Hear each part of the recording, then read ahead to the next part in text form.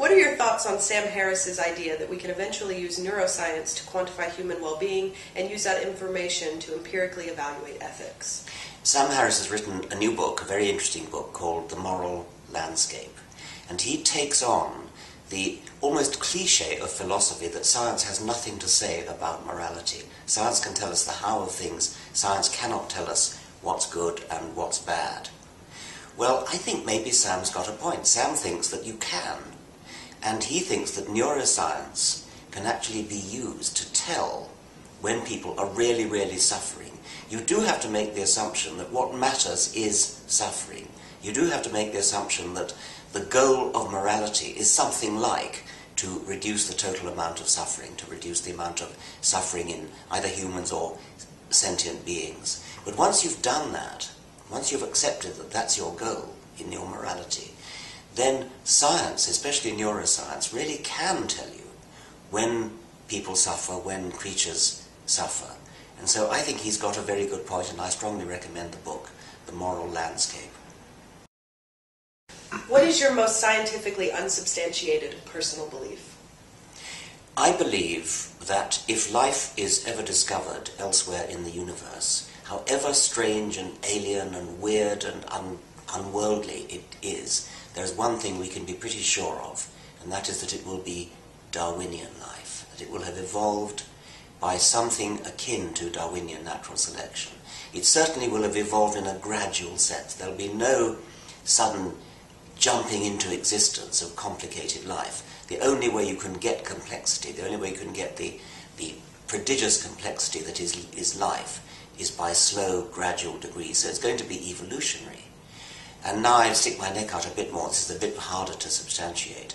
I don't think there's any other way of doing it than something that's roughly equivalent to Darwinian natural selection. That's to say, random variation followed by non-random survival.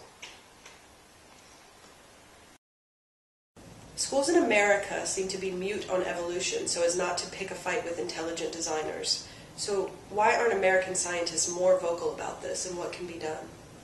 Well, this is one of the things that the Richard Dawkins Foundation for Reason and Science is most interested in, is education. And obviously, since I'm an evolutionist, I'm particularly interested in educating in evolution. So as not to pick a fight with intelligent design people. Well, I don't mind picking a fight with intelligent design people, and I'd like to encourage teachers to do the same. I was at a conference in Minneapolis of biology teachers quite recently, last week, and my neighbour at dinner had won an award for teaching evolution.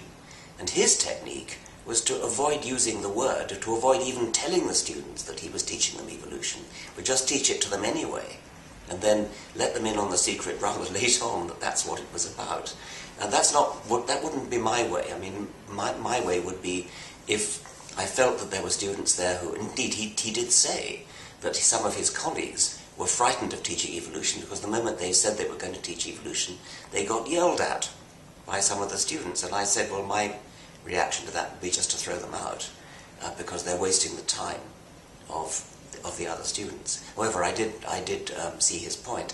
As for what scientists can do, and as for what the Richard Dawkins Foundation can do, I think we need to provide the resources, we need to provide the backing, we need to provide books, lesson plans, films, videos, resources to help teachers to teach what is, after all, the central theorem of their subject. And it's fascinating, by the way. I mean, it is the most interesting part of biology. It makes the whole thing hang together. It explains why we exist. What could be more fascinating than that?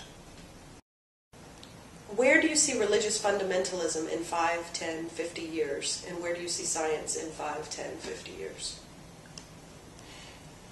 I'm not very good at second-guessing the future of the zeitgeist, and so I'm not really sure what is going to happen about religious fundamentalism. I could easily say what I hope will happen, and that's the way people often answer a question like that. Obviously, what I hope will happen is that not only fundamentalism, but all religion will be dead.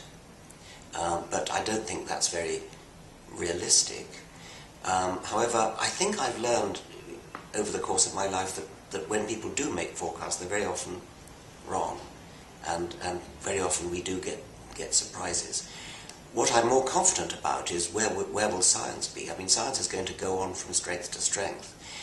Science hasn't yet solved all the problems of the universe, and maybe it never will, but science is on the right track, and historically that's a trend which is going to continue.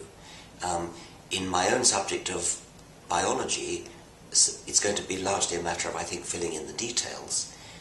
In physics, it could well be that physics either comes to an end when everything is solved, when we have a grand unified theory, a theory of everything. And about half the physicists I know think that is going to happen. And the other half think, no, there's always going to be more vistas to explore. You go over one horizon and that's wonderful, but then that simply opens the door to new problems that need to be solved. Either of those possibilities seems to me to be almost equally exciting. It's very exciting to think that one day, maybe within our lifetime, physics will solve all the outstanding problems. But it's equally exciting to think that maybe it never will, and that there are always going to be open questions, profound questions that need to be solved. So the future of science is rosy and exciting. What can atheists do, particularly in countries dominated by religion, to reduce the influence of religion and to move toward a more secular atheist society?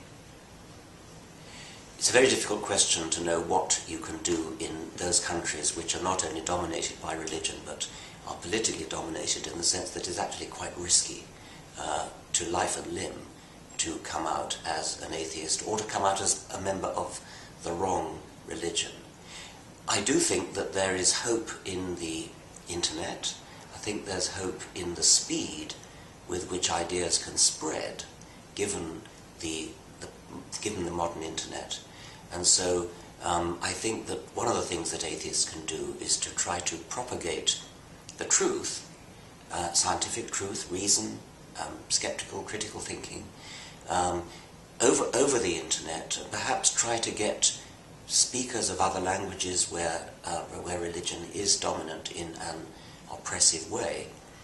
In America, I think we may be close to a tipping point. We may be close to a critical mass where if just a few more people come out as atheists, that might open floodgates. That might open a new rush of people to come out. And so that's what I would say for America.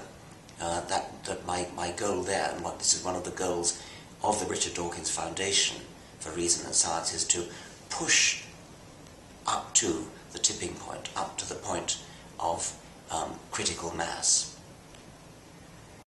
In your opinion, what are the three most important unanswered questions in biology? How does consciousness evolve, and what is consciousness?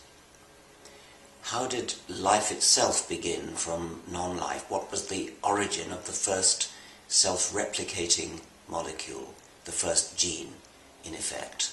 That would be the second one. And the third one would be, why do we have sex? Out of all the evidence used to support the theory of evolution, what would you say is the strongest, most irrefutable single piece of evidence in support of the theory? There's an enormous amount of evidence from all sorts of places, and it's hard to pick one strand which is more important than any other. There's fossils, there's the evidence from geographical distribution, there's the evidence from vestigial organs. I think, to me, perhaps the most compelling evidence is comparative evidence from modern animals, particularly biochemical comparative evidence, genetic, molecular evidence.